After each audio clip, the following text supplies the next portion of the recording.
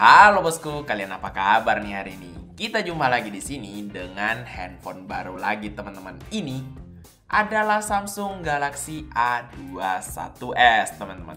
Nah, di sini mungkin teman-teman udah pernah lihat adiknya yaitu A11 yang diluncurkan secara bersamaan teman-teman.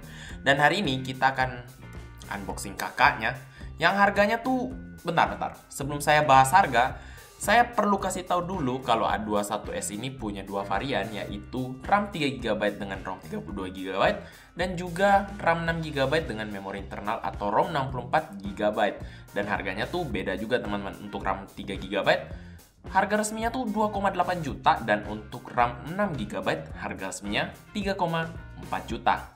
Nah, untuk segi harga memang agak jauh ya bedanya. Terus kenapa saya ambil yang 3/32? Alasannya ya tentu aja karena lebih murah dan juga saya mau tahu bagaimana pengalaman pemakaian handphone ini kalau kita tuh belinya varian yang lebih murah. Jadi langsung aja kita buka, karena di bagian belakang tuh seperti si A11 atau A11 sama sekali nggak ada apa-apa teman-teman, kecuali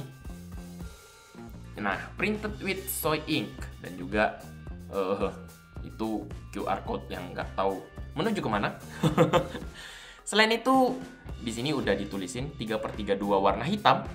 Abis itu di atas kita dapat kartu IM3 teman-teman. Tapi saya nggak bakal bahas ini terlalu jauh. Jadi langsung aja kita buka ya, karena di sini udah sedikit kebuka plastiknya, jadi nggak perlu pakai pisau lagi. Nah, ups, kartunya jatuh. Di sini segelnya ada dua, satu di atas dan satu di bawah.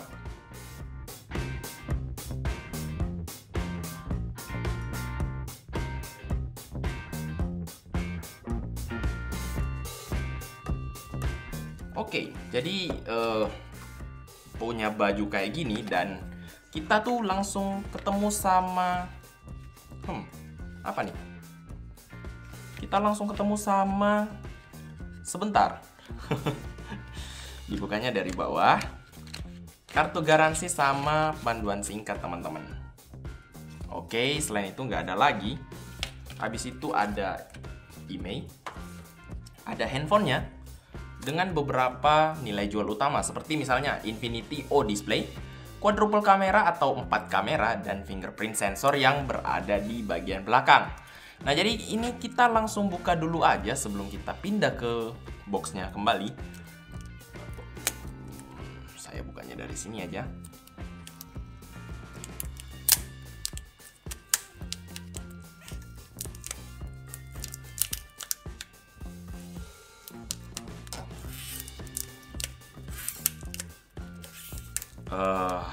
Agak keras juga ya teman-teman. Saya nggak tahu apa gunanya plastikannya punya lem yang sekeras ini. Tapi handphonenya punya warna yang cukup lumayan menarik. Ini tuh warna hitam yang wow, punya efek-efek aurora ya. Nah, dengan modul 4 kamera atau quadruple kamera. Wah, karena ini tuh reflektif banget, jadi fokusnya agak sulit. Nah, selain itu, kita tuh dapat SIM tray ejector. Habis itu ada, bentar, ini saya simpen dulu deh untuk kita nanti pakai. Habis itu ada kepala charger dengan adaptive fast charging 15 watt. Oke, habis itu ada kabel. Wah, ini USB Type-C, teman-teman. Oke, jadi lumayan. Udah Type-C dengan harga 2,8 juta rupiah. Ya, nggak jelek-jelek juga. Udah fast charging juga, karena 15 watt itu sebenarnya nggak cepat-cepat amat, tapi ya minimal ada fast charging teman-teman. Karena handphone itu punya baterai yang lumayan gede, yaitu 5000 mAh. Nah, teman-teman mungkin pernah atau udah pernah lihat di GSM Arena kalau handphone ini pakai chipset dari Exynos atau punya Samsung sendiri, yaitu Exynos 850. Nah, denger-denger Exynos 850 itu setara dengan 665 atau Snapdragon 665 mungkin kalau kita lihat dari segi raw powernya aja. Tapi katanya yang ini tuh lebih hemat daya, jadi kita coba aja. Ayo, yuk. Saya setting dulu teman-teman. Saya telah membaca. Wah, ini bohong banget nih. Oke.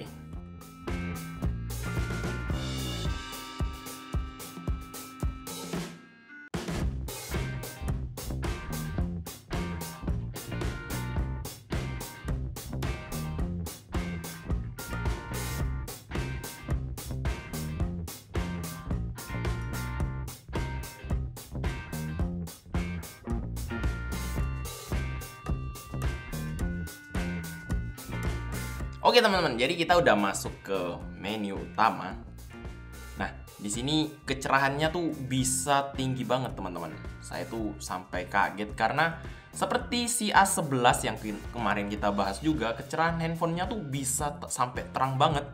Tapi agak gimana ya jadinya kalau diterangin banget. Warnanya tuh kelihatan agak pucat, dan kalau di kamera misalnya warnanya tuh atau sudut pandangnya tuh jadi aneh, padahal kalau kita ngelihat secara langsung biasa aja sih. Nah, di sini kalau kita ngelihat website dari Samsung sendiri, ntar bunyi dulu handphonenya. Nah, kalau kita ngelihat websitenya Samsung, nah itu tuh ada first 2 months of YouTube Premium are on us. Jadi mereka tuh ngasih kita premium YouTube selama 2 bulan. 2 bulan pertama tentunya. Nah, itu cukup lumayan ya, apalagi dalam kondisi yang seperti ini dimana kita tuh butuh banget entertainment karena mungkin bosen banget kali ya di rumah. Tapi nggak tahu kalau teman-teman udah pada mulai kerja. Yang udah mulai kerja, komentar di bawah dong. Apa sama aja dengan seperti biasa? Mungkin teman-teman bisa sharing pengalaman kalian. Oh ya, kembali dulu ke handphonenya teman-teman. Di sini ada satu kamera. Wah, rapi juga ya. Kamera pancolnya tuh nggak terlalu gede, tapi ya nggak terlalu kecil juga. Untuk kamera belakang masih kelihatan rapi-rapi aja, walaupun wah mungkin teman-teman bisa lihat kalau handphone saya udah cukup berdebu. Tapi warnanya tuh cakep teman-teman. Mantep banget kelihatannya, walaupun tulisannya hanya hitam aja, tapi nggak ngebosenin kayak hitamnya si A11. Yang ini tuh lebih berwarna. Nah, punya efek aurora yang bikin handphonenya makin cakep. Selain itu, kita coba buka dulu deh ininya, SIM tray-nya. Nah, oke, SIM tray-nya udah kebuka. Nah, oke teman-teman, jadi ini udah pass the test ya, lulus tes. SIM tray-nya lengkap dengan 2 SIM nano dan 1 micro SD.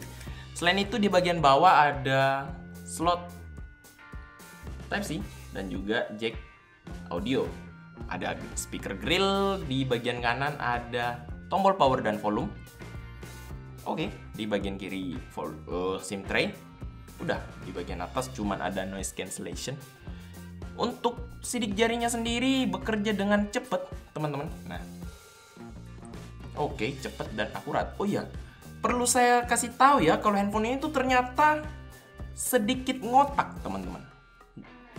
Dengan dahi dan dagu yang lumayan tipis dan juga agak gede ya, agak ramping dan memanjang.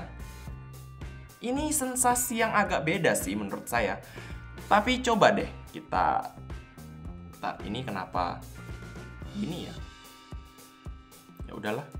Jadi versi One UI Core-nya udah versi 2.1 dan versi Android-nya udah versi 10. Jadi udah oke lah ya harusnya, karena handphone itu baru launching di bulan ini. Nah, selain itu kita coba installin beberapa aplikasi kali ya, seperti misalnya Geekbench atau ya bukan atau tapi dengan AIDA juga. Sekalian kita cobain kameranya ntar. Jadi kalau gitu mungkin kita sekarang lanjut. Oke teman-teman, jadi di sini setelah saya mau coba download aplikasi, saya tuh jadi sadar kalau si Lazada dan si video ini tuh warnanya abu-abu. Bentar, warnanya tuh abu-abu karena ternyata kita tuh harus punya koneksi internet dulu, dan mereka akan terinstall secara otomatis. Nah, jadi nanti bakal kayak gini. Tapi bentar, saya tadi udah nyoba mau uninstall. Nah, belum bisa sih, seperti misalnya ini. Nah, nggak ada ini pilihan untuk uninstall.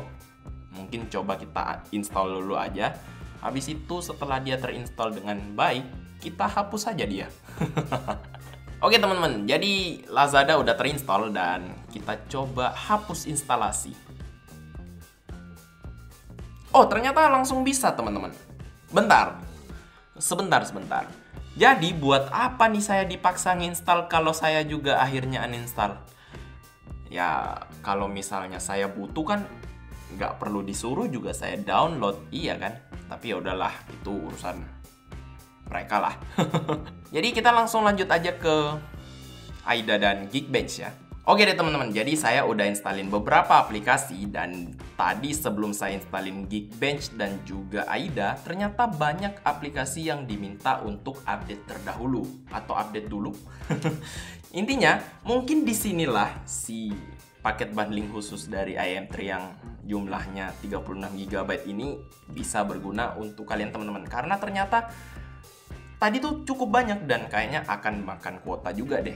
Oke, saya tuh udah coba Geekbench dan di sini untuk single core score-nya dapat angka 147 dan untuk multi core score-nya dapat angka 1044. Ini angka yang cukup lumayan ya, teman-teman.